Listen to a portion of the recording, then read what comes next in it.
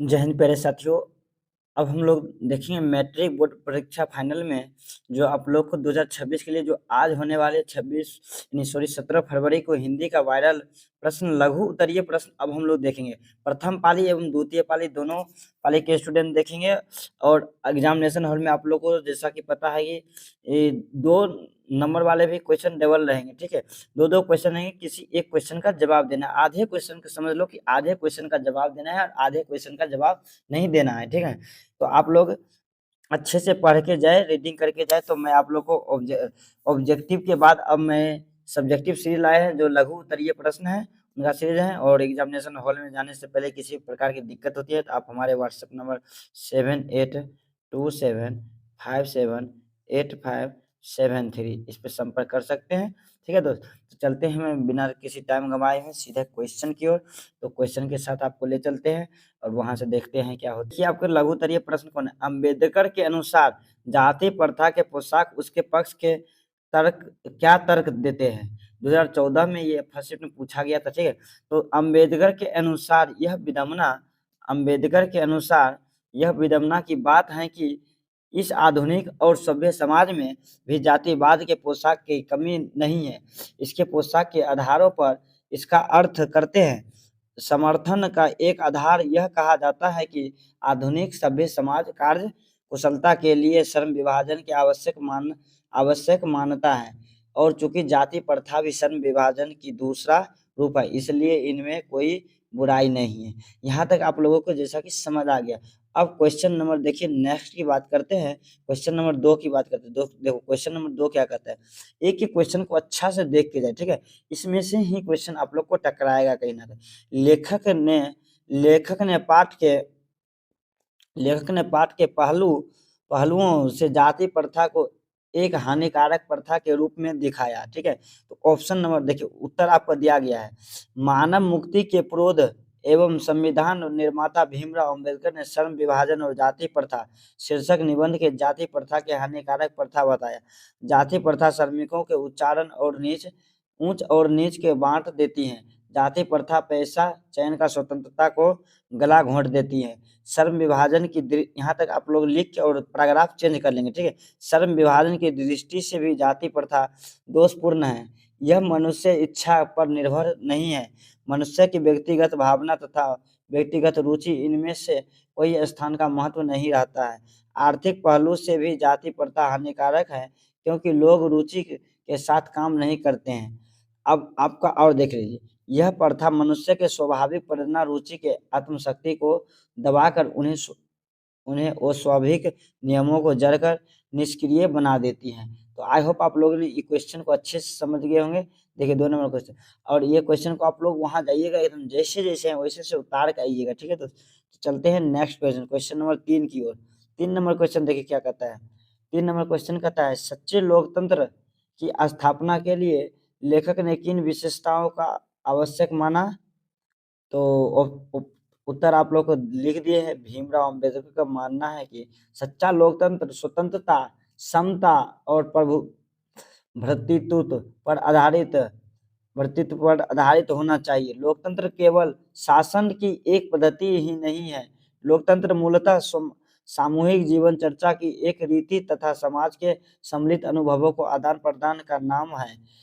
ऐसे समाज के बहुविध हितों का सबका भाग होना चाहिए तथा सबको उनकी रक्षा के प्रति सजग होना चाहिए, अर्थात एक दूसरे के प्रति श्रद्धा का सम्मान का भाव हो। ठीक है, आपको आई होप आप लोग क्वेश्चन नंबर 3 भी समझ गए होंगे। अब क्वेश्चन नंबर हम लोग 4 की बात करते हैं। देखिए 4 नंबर क्वेश्चन क्या कहता है, लेखक के अनुसार समाज में किस प्रकार की गतिशीलता होनी चाहिए? तो लेखक के अनुसार, भीमराव अम्बेडकर के अनुसार, किसी भी आदर्श समाज इतनी गतिशीलता होनी चाहिए कि जिसमें कोई भी वंचित परिवर्तन समाज के एक छोर से दूसरे छोर तक संचालित हो सके। ऐसे समाज के बहुविध हितों के में सबका भाग होना चाहिए तथा सबको उनकी रक्षा के प्रति सजग रहना चाहिए। अब क्वेश्चन नंबर हम लोग 5 की बात करते हैं। देखिए 5 नंबर क्वेश्चन थोड़ा लंबा है, उतना भी लंबा नहीं है। भीमराव अंबेडकर किस विडंबना की बात करते हैं? देखिए, लेखक भीमराव अंबेडकर का मानना है कि हमारे आधुनिक सभ्य समाज में भी जातिवाद के पोशाकों की कमी नहीं है। इसके पोशाक श्रम विभाजन के आधार पर जाति प्रथा को मानते हैं। उनका कहना है कि हमारे इस समाज की कार्यकुशलता के लिए श्रम विभाजन आवश्यक है। जाति प्रथा भी श्रम विभाजन का दूसरा रूप है, इसलिए इनमें से कोई बुराई नहीं है। जबकि जाति प्रथा दूषित सिद्धांत मनुष्य के प्रशिक्षण अथवा निजी क्षमता का विचार किए बिना गर्भधारण के समय से ही मनुष्य का पेशा निर्धारित कर दिया जाता है। यह आधुनिक सभ्य समाज के लिए विडंबना की बात है। ठीक है, तो क्वेश्चन नंबर अब हम लोग 5 भी देख रहे हैं। क्वेश्चन नंबर अब हम लोग 6 देखेंगे। 6 नंबर देखिए, क्वेश्चन आपको सेट वाइज लिखा हुआ है, कब पूछा गया था, कब नहीं पूछा गया। ठीक है, कुशल व्यक्ति या सक्षम श्रमिक समाज के निर्माण करने के लिए आवश्यक है। कुशल व्यक्ति का सक्षम श्रमिक समाज का निर्माण करने के लिए आवश्यक है कि हम व्यक्तियों की क्षमता इस सीमा तक विकसित करें जिससे वह अपने पैसा की कार्य का चुनाव निजी क्षमता की योग्यता के आधार पर करे सके। ठीक है, तो दोस्तों आप लोग के सामने अगर क्वेश्चन आएगा, आंसर नहीं मालूम होगा तो उत्तर लेके कम से कम क्वेश्चन भी लिख के आइएगा, कॉपी खाली नहीं जाने दीजिएगा। ठीक है, क्वेश्चन नंबर 7 देखिए, ये क्वेश्चन काफी बार पूछा गया है, 2011, 2017, 2022। ठीक है, जाति प्रथा भारत के बेरोजगारी का एक प्रमुख और प्रत्यक्ष कारण कैसे बनी हुई है? तो भीमराव अंबेडकर ने श्रम विभाजन और जाति प्रथा के में लिखा है कि जाति प्रथा पेशों का दोषपूर्ण पूर्व निर्धारित तो ही नहीं करती, बल्कि मनुष्य के जीवन भर के लिए एक पेशा मांद भी देती है।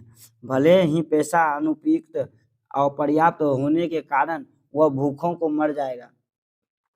प्रतिकूल परिस्थितियों में भी मनुष्य अपने पेशा बदलने की स्वतंत्रता में हमें भूख मरने के अलावा क्या रह जाता है। इस प्रकार पेशा परिवर्तन की अनुमति न देकर जाति प्रथा भारत के बेरोजगारी का प्रमुख व प्रत्यक्ष कारण बनी हुई है। ठीक है, क्वेश्चन नंबर आई होप आप लोग 7 तक देख लिए हैं। क्वेश्चन नंबर अब हम लोग 8 देखेंगे। ठीक है, देखिए 8 2023 में क्वेश्चन पूछा गया था। लेखक भीमराव अंबेडकर आज के उद्योग में गरीब की उत्पीड़न से भी बड़ी समस्या किसे मानते हैं और क्यों? ठीक है, आप देख लीजिए क्वेश्चन में क्या और क्यों भी जवाब देते हैं। ठीक है, तो उसका भी देख के आपको आंसर देना है। तो लेखक भीमराव अंबेडकर आज के उद्योग में गरीबों के उत्पीड़न से भी समस्या जाति प्रथा श्रम विभाजन को मानते हैं, क्योंकि बहुत से लोग निर्धारित कार्य के रुचि के साथ केवल विश्वास करते हैं, जिससे मनुष्य को तालु काम करने में प्रवृत्ति आ जाती है। तो क्वेश्चन नंबर ये आप लोग के काफी महत्वपूर्ण क्वेश्चन है। और क्वेश्चन नंबर देखिए, क्वेश्चन नंबर 9 देखिए, भारतीय समाज में जाति श्रम विभाजन का स्वामिक रूप क्यों नहीं कही जा सकती है? तो 2014, 2016, 2013 ये 3 साल में ये काफी इंपॉर्टेंट, इसको मोस्ट वीवीआई सब्जेक्टिव क्वेश्चन लगा लीजिए, क्योंकि इस बार भी पूछ सकता है। ठीक है, आपका उत्तर दिया, भीमराव अंबेडकर ने श्रम विभाजन और जाति प्रथा शीर्षक निबंध में भारत के व्याप्त जाति प्रथा की निंदा की। जाति प्रथा भारतीय समाज में श्रम विभाजन व स्वभाव के रूप में नहीं की जा सकती है, क्योंकि यह मनुष्य के रुचि के आधारित नहीं है। यह प्रथा पेशों के स्वतंत्रता का गला घोंट देती है।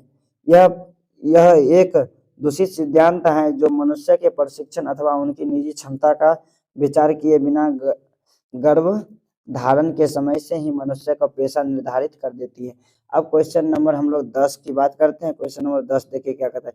ये क्वेश्चन भी 2016 में पूछा गया, इस बार पूछने का फुल्ली चांस है आप लोग को।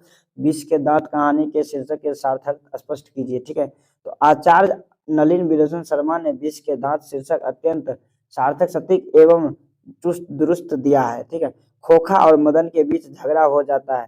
मदन गरीब और प्रतिनिधित्व करता, खोखा अमीर वर्ग का है।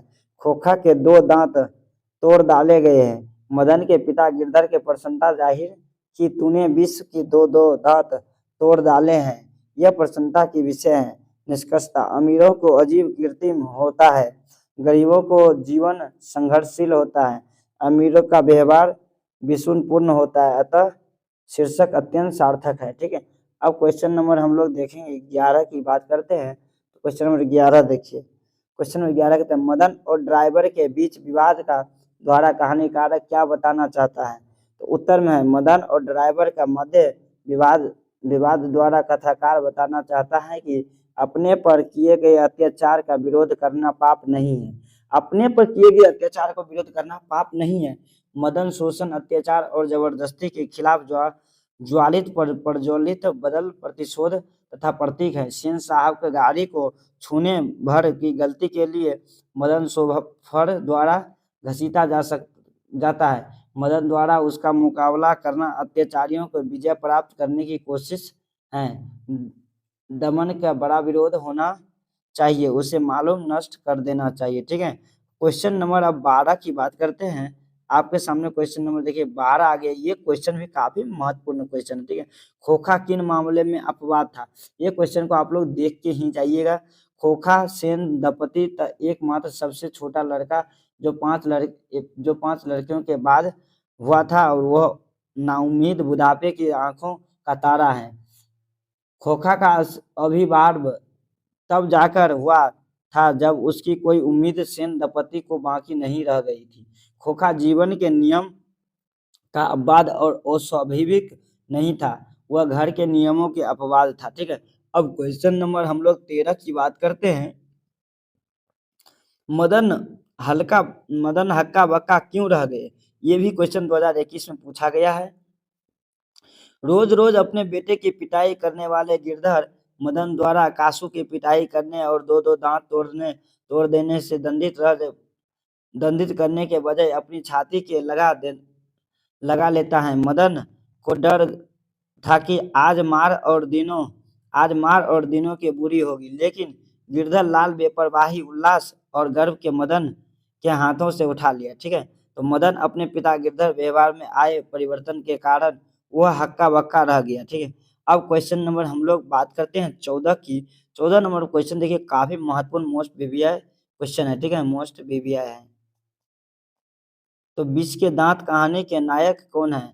तर्कपूर्ण उत्तर दे। यहाँ पर देखिए ऑप्शन में दे दिया है, मतलब क्वेश्चन में दे दिया तर्कपूर्ण उत्तर दे। तो आचार्य नलिन विलोचन शर्मा की कहानी विष के दांत का नायक मदन कासू इस कहानी के मुख्य पात्र जो कहानी के आरंभ अंत में छाया रहता है। वह जीवन के नियमों के अपवाद था, उसे अपने पिता की अमीरी का घमंड था। मदन एक गरीब किंतु निर्भीक और जीवित प्रवृत्ति की लड़का है। वह आत्मसम्मान प्रिय बालक है, इसी कारण ड्राइवर की बातों की प्रतिरोध करता है। मदन ने कासू की घमंड के रूपी के दांत को तोड़ता है। किसी कहानी के नायक वह जो कहानी के उसके उद्देश्य से पहुंचता है। कहानी का वह बालक मदन है, अतः कहानी के संक्षिप्त भूमिका होने के बावजूद नायक मदन ही है। ठीक है, अब क्वेश्चन नंबर हम लोग बात करते हैं 15 का क्वेश्चन बात करते हैं और यही क्वेश्चन आपको आज का ये लास्ट हो जाएगा इस वीडियो का। तो 15 नंबर कासू का मदन बीच झगड़े के कारण क्या था। इस प्रसंग के माध्यम को लेखक क्या दिखाना चाहता है। विष के दांत शीर्षक पाठ का आधार पर उत्तर दे। ठीक है, आधार पर उत्तर दे।